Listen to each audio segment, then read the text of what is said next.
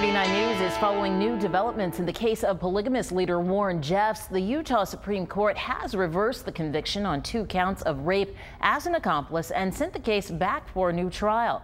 Today's ruling said a jury received incorrect instructions, that is, regarding the case, considering Jeffs' role in the 2001 nuptials of a 14-year-old girl to her 19-year-old cousin. The 54-year-old is serving 2 consecutive terms of 5 years to life in the Utah State Prison. An extradition hearing to send him to Texas has also been canceled. He's facing charges of bigamy, sexual assault, and aggravated assault in Texas. New York Democrat Charles Rangel is making a last-minute effort to settle his ethics case. Rangel stepped down earlier this year as chairman of the Tax Writing Ways and Means Committee because of an earlier ethics charge. A settlement would spare him an embarrassing ethics trial. It would also be a relief for other Democrats who feared that it would hurt their ability to maintain their House majority. Massachusetts Senator John Kerry is taking on water over his new yacht. The former presidential candidate apparently registered his new yacht in Rhode Island, potentially saving him $500,000 in state taxes. Massachusetts tax code says that if a resident purchases property out of state and keeps it there for 6 months, the state will not impose its sales tax on the item.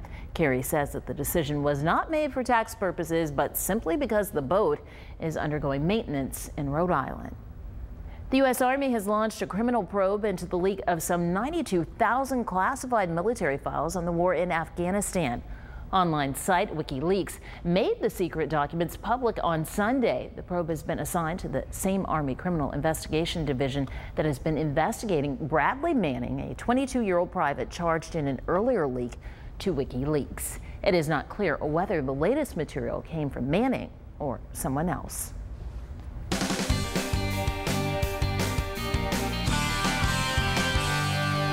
Showers and a couple of thunderstorms in and around southeast Texas this afternoon. We do have areas of thunderstorms just moving north of I-10 off to the northwest, just west of the Barrett area. I should say just east of the Barrett area in extreme southwestern parts of Liberty County. A couple more showers from Liberty on up toward Hardin, where it turns into a little bit lighter rain.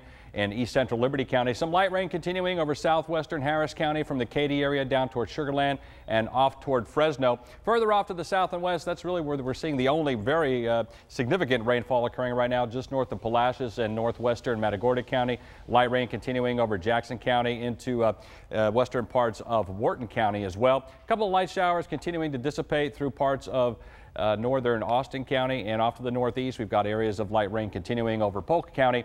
They continue to move off to the north as well. It looks like we're going to keep those small rain chances in the forecast as we head through the evening hours. Pick them up again tomorrow, but then drier air is on the way. 83 right now up at Conroe. It's 88 at Sealy. It's 79 at Sugar Land with that light rain. 85 degrees in Galveston.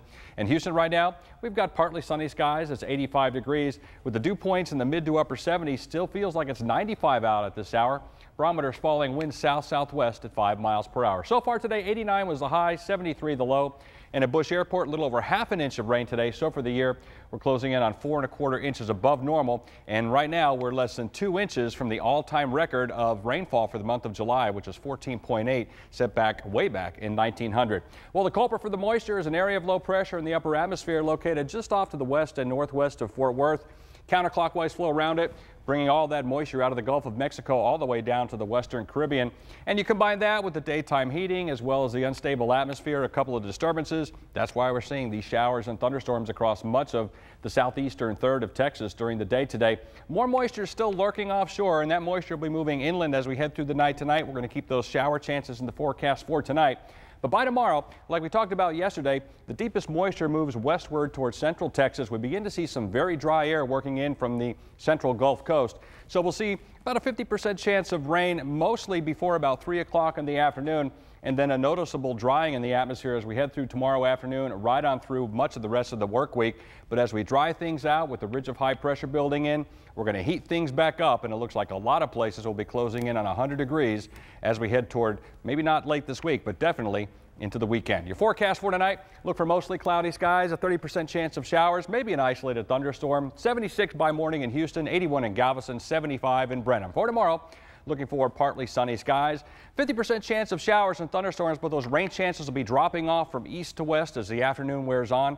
Look for high temperatures into the low 90s. Don't have any flags up on the waters for tomorrow, but small craft should exercise caution. Next 7 days, we're going to see those temperatures with the increased sunshine around and decreased rain chances as well as cloud cover approaching the 100-degree mark. Perhaps a little bit more moisture in here by late in the weekend into next week with that extreme heating, maybe a couple of showers and thunderstorms. So one more day with really good rain chances, and then the heat is on for the rest of the week into the weekend. Remember, you can always get the latest radar and forecast on 39online.com. Yep, and once all the rain passes, you'll want to keep cool. Turn that ceiling fan on. If it's not already in use, you might be losing money. Here to explain is meteorologist Justin Horn. He would know just as well as Keith does just how important those ceiling fans are at this time of year. Justin, can they really make that big of a difference? They absolutely can, quite a bit in fact. Many people may already know this, but it's worth mentioning again. By keeping your air conditioning up just a few degrees and running your ceiling fans, you can save a lot of money. We're all pinching pennies these days, so here's a few more reminders on how to save money during the summer's heat. Becky Lumen has plans to remodel her home, but the changes she's most excited about are the ones you cannot see. The house doesn't look any different by conserving energy. I know that energy efficiency is very important. Important enough that she made a simple switch from traditional light bulbs to the increasingly popular CFLs. This will help save 75%. So they actually last 7 to 10 years longer, and they could save about $50 per the year of the light bulb. And they only cost about $1 more. Lumen also made a lifestyle change when it came to the thermostat. It's a mistake many make. When leaving your home, it is not a good idea to turn off your AC. It actually makes the AC work twice as hard. That's because of the energy it will need to cool your home back down. A good rule of thumb? So 78 degrees when you're at home and put it up to 80 degrees when you're not home. Seal the doors well. If you can see daylight, you're losing energy and losing it quick. It's also a good idea to place screens on your windows. It lowers temperatures up to 10 degrees in your home. Lastly, consider using a power monitor. It actually allows a customer to know exactly how much energy they're using in that exact second, that exact minute, and then how much they have already spent that entire month. After all, seeing is believing. Just ask Becky Lumen. As we reduce the kilowatts, we also save on the money. And back to the subject of ceiling fans, if you have them, leave them on. They're cheap. They only cost you about 1 cent to run for every 10 hours. Reporting live in the studio, Justin Horn, 39 News. Who knew they could save you that much money? Thanks so much, Justin. Well, you can check in and print your boarding pass online, but now you can board your next flight electronically. More on a new self-boarding feature being tested right here in Houston. Plus, American Airlines is also getting in on the e-trend. A look at a new app and the services it offers its passengers via their cell phones. And this man dressed as a woman goes on a big robbery spree. Despite being caught, the suspect isn't fessing up to it. We'll have more.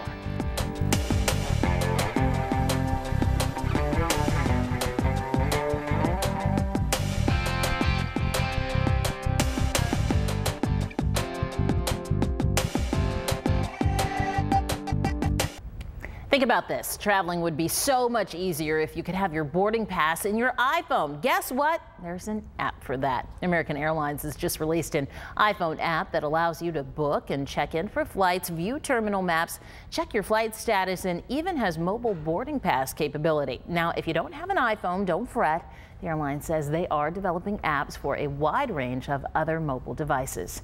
Meanwhile, Continental Airlines is testing self-boarding at Houston's Bush Intercontinental Airport. Instead of seeing an airline agent at the gate, self-boarding passengers will swipe their boarding passes at a kiosk to open the door to the airplane, just like a subway.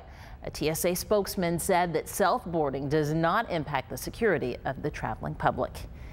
In Continental United merger news, the airlines announced their new management team today. The team will report directly to Jeff Smisek, who will serve as president and chief executive officer. They will work to design the overall officer level organization and select the remainder of the leadership team. Meanwhile, the companies expect the merger to close before the end of the year. You know, the Big Dog Show just wrapped up at Reliant Park. That meant a lot of dogs got a lot of attention in the past few days here in Houston. Today, Steve Simon turns his attention to cats like you've never seen them before. He joins us now with his sight of the day. Is this really what I think it's going to be about, Steve? Yeah, we got to give Kitty some love. Why not? Go ahead. Well, the dogs had it last weekend, so today I'm going to take it to yogakitty.com. This isn't serious, though. I found out these are a bunch of comedians, some writers that are looking for work, and you can click their videos. They have a series of videos here about getting your cat involved in yoga. Here's a look at some of the videos. This guy is actually serious about this. He's got some nice ears there, too, but he takes his kitty and he uses it, Mia, in his different yoga poses and moves, and it supposedly calms him down. It's some crazy, it's just different stuff. And if you don't like what you see there, yes, there's a Yoga Kitty store. So yes, you can buy your Yoga Kitty t-shirt, your hat, and everything you want to have with Yoga Kitty on it. You can get it here. So go check out yogakitty.com. I can honestly say there is no site like this on the web. Yeah, you know what? I never imagined a cat doing a downward facing dog. That's a yoga position, by the way, in case you're not familiar with it. But yeah. I have no clue. I've never done it, so I believe you. Okay. All right, we will check out the site. Steve Simon with the site of the day. Thanks so much. First, it was the University of Texas. Now Texas A&M is following suit. The university is helping its students, alumni, and fans to go green. Plus, Sugar Land police are looking for a group of suspects after a family is held up at gunpoint while their house is ransacked. And we'll have the very latest on an Amber Alert issued for a missing Fort Bend County teenager who investigators say she's with, and they believe where they're headed.